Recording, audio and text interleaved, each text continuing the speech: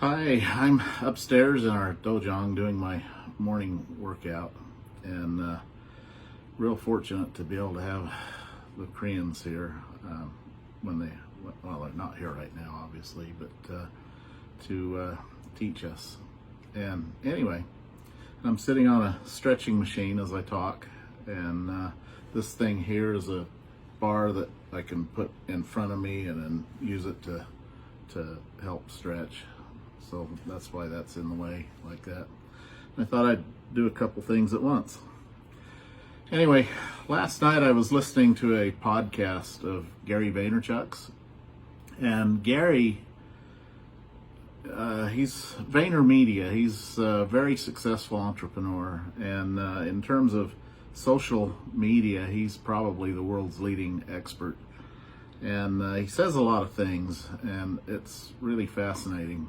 One of the things he said last night, I'd like your guys' opinion on this, and to me it sounds pretty compelling. But he had somebody ask him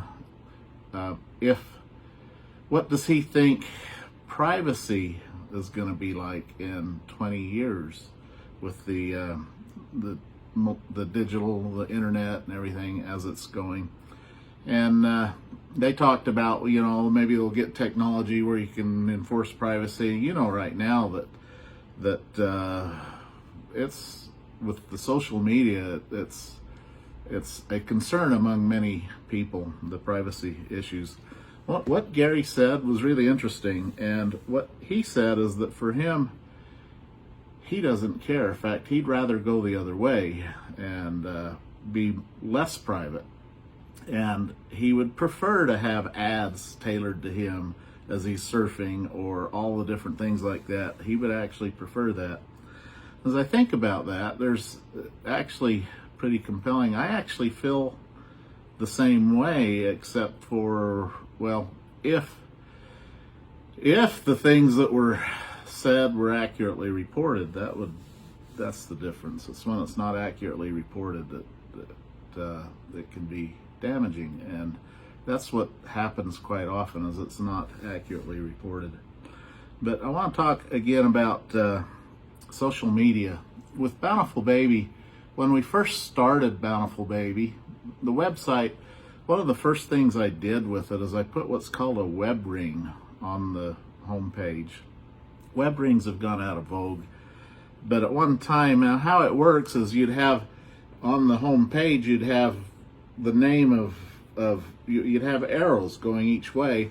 You could click this arrow and go to the next website that was related to yours, or click this arrow and go to the next website in the ring that way that was related to yours. And it was a good way to bring traffic to your site, because the participants of the web ring, they would be similar websites, and if somebody entered that ring, they would tend to surf between going to the next and the next and the next, and it drew traffic. That's gone out of vogue.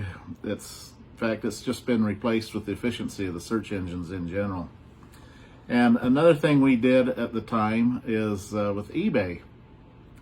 eBay was interesting. eBay has changed quite a bit over the years. In the beginning, they didn't harp so much about links in the descriptions and things like that, and we would link back to our website. And we used eBay, and I'm sure this is why eBay changed it, and changed some of their policies, but we used eBay as a mechanism to funnel traffic to the website. We would have items on eBay, and we almost always did buy it nows. And the strategy we used, quite frankly, is the buy it now on eBay was always a little tiny bit more money than what you could buy it for on our website. And the idea was, quite frankly, I didn't want anybody buying from us twice on eBay. I wanted them coming to the website.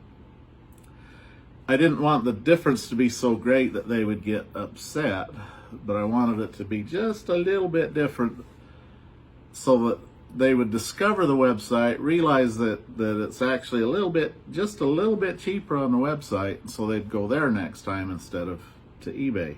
And it worked fairly well. And then in the early days, I'm the one that did all the eBay ads. And anyway, it's been probably 10 years. 10 years ago, I didn't have time.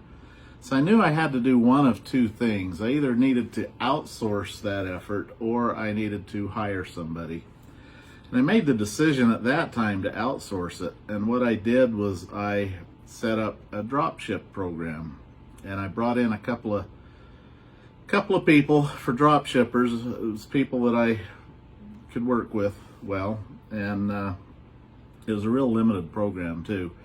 I let them put their thing, advertise our products on eBay, and when they got a sale, they would turn around and order it on our website to be drop shipped to their customer. They would also, I had a special email address set up to where they could email their invoice. And when they did that, we would print their invoice and insert it in the box and ship it out. And what I gave them for that, the price, I gave them special dropshipper price. So you look at, like, if, let's say this is the cost of an item, this is what you'd sell it for on the website. So that amount there is the profit, the gross profit. I would give them 2/3 of that gross profit and only keep 1/3 to cover our overhead here. But then what I would do is I would put like a coupon in the box for $5 off on our next website order. And it was interesting, one of the drop shippers did very, very well. And but as a gal, she made a comment to me one time. She says, "You know, I don't get very many repeat orders." And I, of course, we both knew that. We both knew why, and it was understood right from the beginning that that was the mechanism that I was using to funnel traffic to our website. And we don't really do that anymore. We use, with Shopify, eBay is a separate sales channel. And so is Amazon, which is interesting because Amazon has come along and it's pretty much replacing eBay. A lot of the traffic has moved from eBay to Amazon.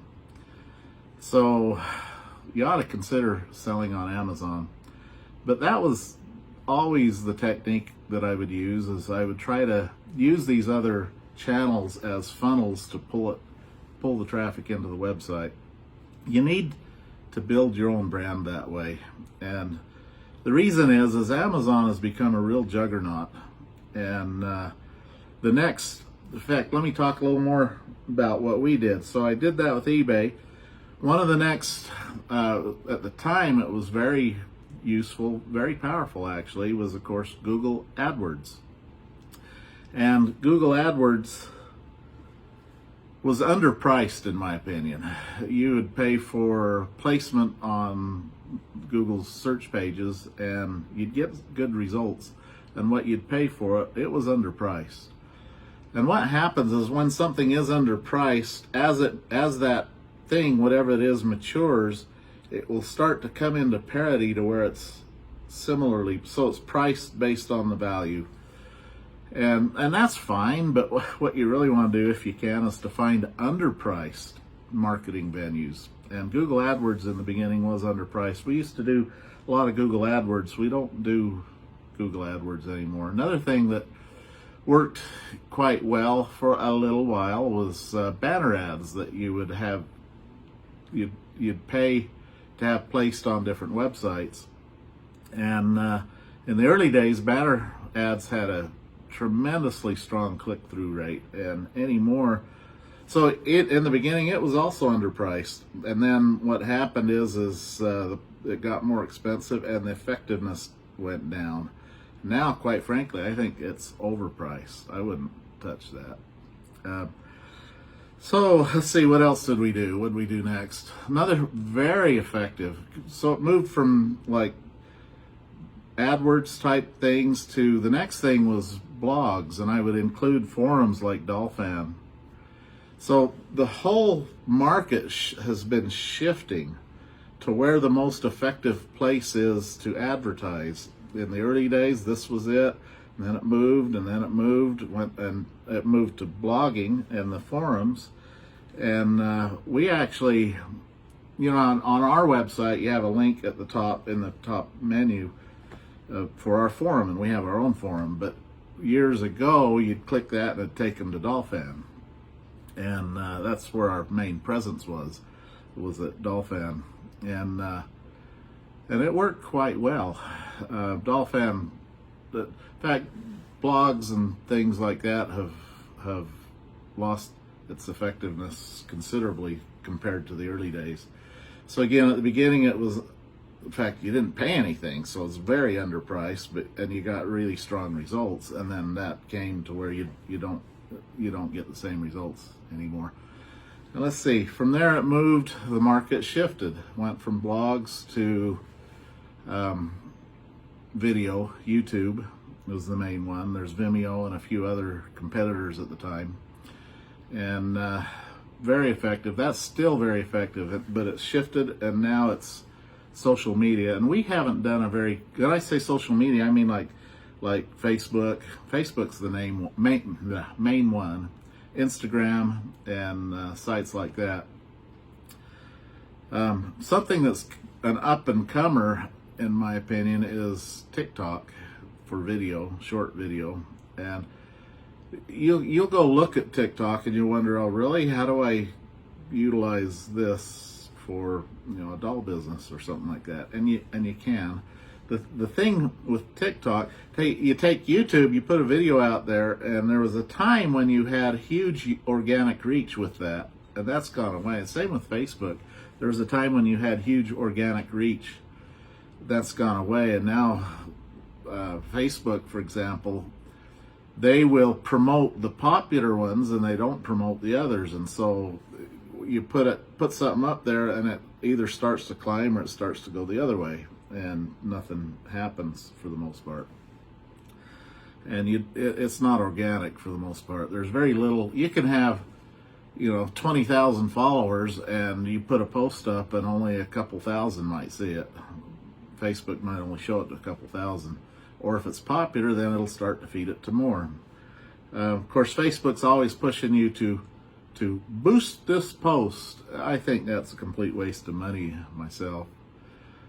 Just post another one, and go that way. And try to be interesting, though. And I don't know if I'm interesting to you guys or not, but try to add value to whoever's watching it.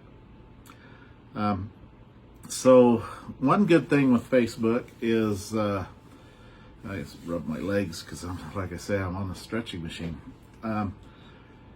For advertising, you can really narrow down the demographics of the audience that you're advertising to. Try it sometime. Start clicking through setting up a Facebook ad, and it is amazing how narrow you can bring it down. You can target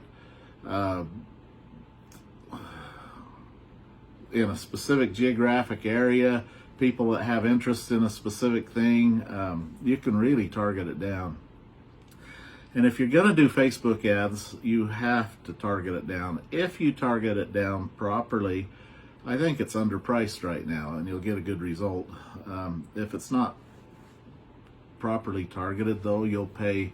It's overpriced. You'll pay too much. Posts, though, are free, so just do that.